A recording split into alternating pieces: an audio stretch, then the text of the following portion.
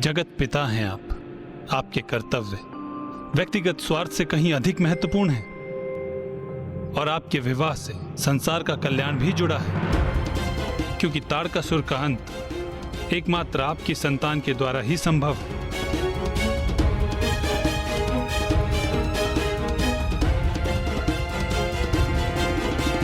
महादेव, देवी पार्वती आपका सानिध्य पाने के लिए व्यग्र हैं और मुझे ज्ञात है कि आपके हृदय की गहराई में यही प्रबल इच्छा छिपी हुई है।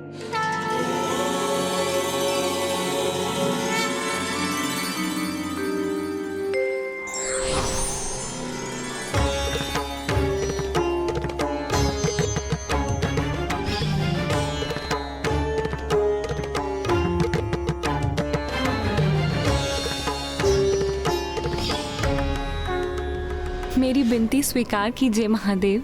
देवी पार्वती से विवाह का प्रस्ताव स्वीकार कीजिए।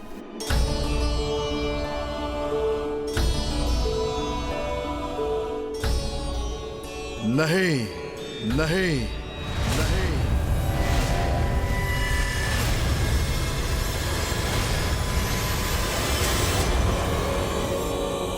किंतु क्यों महादेव? नारायण, मेरे विषय में सब कुछ ज्ञात होते हुए भी आप मुझे टटोल रहे थे। यहां आकर एक प्रकार से आप मेरी परीक्षा ले रहे थे, तो मैं भी देवी पार्वती से विवाह उनकी परीक्षा लेने के उपरांत ही करूंगा। हाँ नारायण, मुझसे विवाह करने हेतु देवी पार्वती को परीक्षा देनी होगी और उसमें सफल भी होना होगा।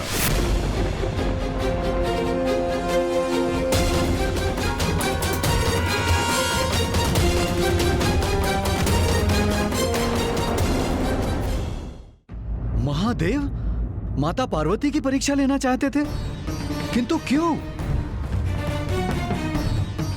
हाँ ब्राह्मण देवता, माता ने तो कितनी निष्ठा और भक्ति भाव से महादेव की सेवा की थी, तो फिर अब उनकी किसी भी परीक्षा की क्या आवश्यकता थी? माता, लौह भी तब कर ही स्वर्ण बनता है और इसमें तो कोई संदेह नहीं कि माता पार्वती पूर्ण रूप से महादेव के प्रति समर्पित थीं। किंतु उन्होंने जो भी किया वो तो उनके पिता महाराज हिमावन की इच्छा से, उनके आदेश का पालन करने हेतु किया था। किंतु अब महादेव ये सुनिश्चित करना चाहते थे कि जहां माता सती के प्रेम में हठ सम्मिलित था, वहीं माता पार्वती उस हठ से सर्वथा मुक्त थी। उचित है ब्राह्मण देवता, किंतु आप हमें यह भी बताने का कष्ट करें कि फिर महादेव ने माता पार्वती की परीक्षा कैसे ली? अवश्य बताऊंगा महाराज, क्योंकि अत्यंत अद्भुत थी ये परीक्षा।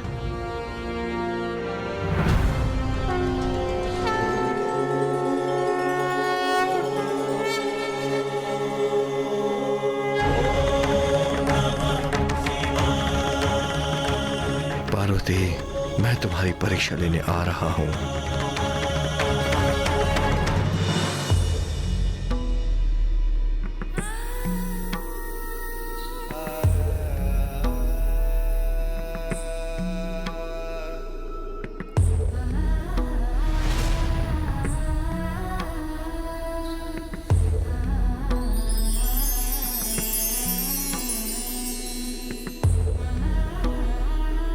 बड़ी विचित्र बात है, वो महायोगी बस वहां से प्रस्थान कर गए। उन्होंने तुमसे कुछ भी नहीं कहा?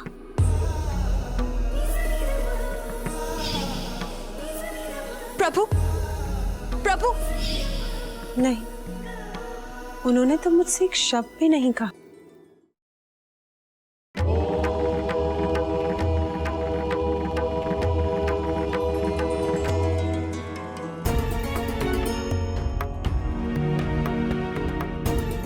मुझे ऐसी पुत्री चाहिए जो महादेव की पत्नी बनने की अधिकारी हो। मैं तुम्हारी पुत्री बनकर तुम्हारी मनोकामना अवश्य पूर्ण करूंगी। तथास्तु। स्वामी, मैं आपकी चिंता समझ सकती हूँ, किंतु देवी मैना, अब हमारी पुत्री काली 16 वर्ष की हो गई है। मां आदि शक्ति ने पार्वती के जन्म से पूर्व वरदान दिया था कि हमारी पुत्री का जन्म महादेव से विवाह करने के लिए हुआ है। इसीलिए सेवा भाव को और भी प्रखर करने हेतु मैंने उसे महायोगी जी के पास सेवा करने के लिए भी भेजा था, किंतु महायोगी भी अचानक कहीं चले गए हैं। स्वामी, पुत्री की चिंता तो माँ को सदैव ही रहती है, किंतु पुत्री का मोह भी तो माँ को नहीं छोड़ता। इसलिए अब मैं पुत्री पार्वती के विवाह में इतनी शीघ्रता नहीं चाहती, विशेष रूप से तब जब उसका विवाह किसी ऐसे व्यक्ति के साथ होने वाला हो जिससे हम भली भांति परिचित भी नहीं। ये आप क्या कह रही हैं देवी मैना? महादेव से उसका विवाह नियति है उसकी, नियति है उसकी, किंतु ज्ञात नहीं है महादेव अचानक कहां चले गए हैं। उन्हें कहां ढूंढूं मैं? कब और कैसे उनका सानिध्य प्राप्त होगा हमारी पुत्री को? पार्वती, मैं तुम्हारी परीक्षा लेने आ रहा हूँ।